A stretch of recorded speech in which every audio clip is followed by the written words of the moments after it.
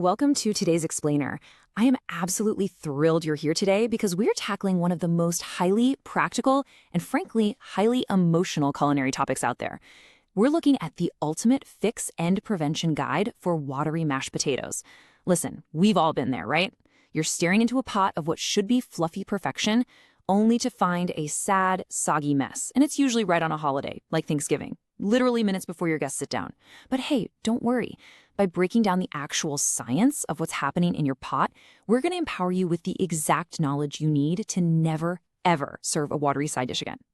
So I have to ask, have your mashed potatoes ever turned out runny, gluey, or just completely waterlogged?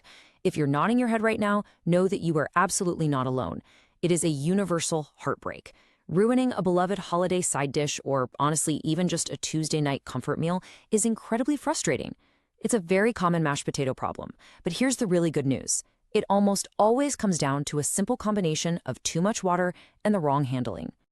Okay, so let's dive right into this foundational concept. The absolute golden rule of mashing is that potatoes act like sponges. This is the core science behind why they become soggy in the first place. They are highly, highly absorbent structures. If you give them the opportunity to take on excess water during the cooking process, they will happily oblige. Keeping this sponge concept in mind is going to make the rest of the science we cover today click perfectly into place. Let's get into Section 1, Anatomy of a Soggy Spud, and 5 Common Mashing Mistakes. Let's do a quick culinary autopsy here to diagnose exactly what went wrong. So mistake number 1 is just letting them absorb too much water. Remember our sponge rule? Well, there are 4 specific cooking errors that are the primary culprits here. First, boiling your potatoes way too long just gives them more time to soak up liquid. Second, cutting them into pieces that are way too small creates a ton of extra surface area for water to penetrate. Third, starting them in already boiling water instead of cold water. Or fourth, using extremely high heat actually breaks the potato cells down aggressively. And when those potato cells burst, they act like countless microscopic sponges soaking up water. Once you mash them, all that trapped water is immediately released, making your mash incredibly loose and just soggy. Now, you might be wondering how to spot this. The telltale sign that your cells have burst and your potatoes are totally waterlogged is that they literally fall apart in the pot before you even take a masher to them. If you're draining your potatoes and they are already disintegrating into mush, well, they've taken on way too much water. It is a massive visual red flag for any home cook. And that brings us to mistake number 2, choosing the wrong potato. Not all potatoes are created equal. Some potato varieties are naturally much wetter, like white potatoes, red potatoes, and new potatoes. If you use these waxy, high-moisture varieties, they actually release water instead of starch when they're mashed. Compare that to your reliable starchy potatoes like russets, which are very starchy and dry, or Yukon Golds, which are super creamy but still hold their structure brilliantly. Choosing from that starchy category is for sure your very first line of defense. Moving on to mistake number 3, which is failing to dry the potatoes after boiling. Look, even if you cook them perfectly, they are still holding surface moisture. If you just drain them and mash them right away, all that excess steam and water stays trapped right in your mash. But there's a brilliantly simple method professionals use to fix this. You just drain the potatoes well, return them directly to the hot pot, and shake them gently for 1 to 2 minutes. That residual heat from the pot allows all that trapped steam to effortlessly escape, leaving you with perfectly dry potatoes totally ready for mashing. The science behind mistake number 4, overmashing, actually surprises a lot of people. You see, mashing is a really delicate chemical process. If you overwork the potatoes, you literally break the starch granules. When those granules break, the starch turns gluey and releases its trapped water. So not only does your side dish become a watery mess, but it takes on this sticky, unappetizing, paste-like texture that nobody wants. And the easiest way to break those delicate starch granules is by using the wrong tools. You definitely want to avoid high-speed appliances like food processors, standard blenders, or immersion blenders. Their metal blades destroy starch granules in absolute seconds, guaranteeing a gluey, watery result. Instead, stick to tools that gently press the potato apart, like a traditional potato masher, a ricer, or a food mill. These tools actually respect the starch structure and create that perfect, fluffy texture we all want. Finally, mistake number 5 is the last hurdle, where things often go wrong.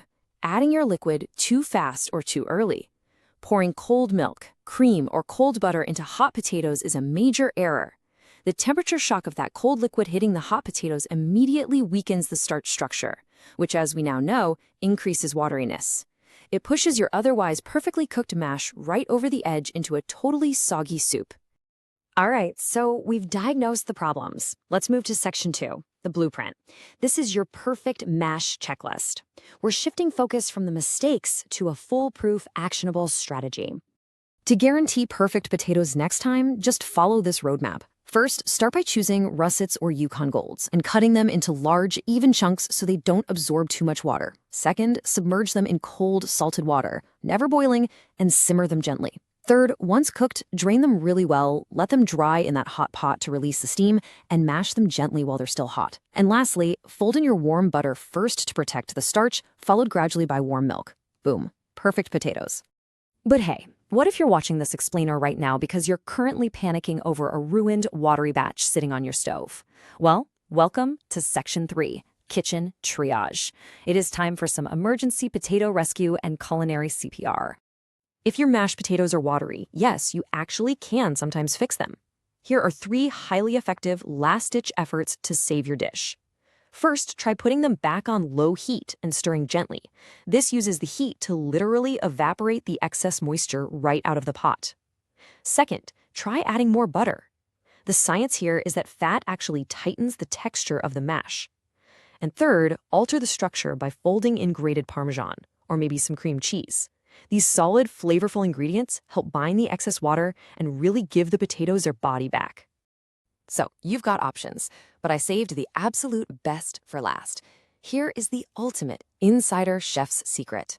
Just add a small amount of instant potato flakes. Because instant potato flakes are basically pure dehydrated potato starch, they act as the absolute perfect sponge for that excess moisture.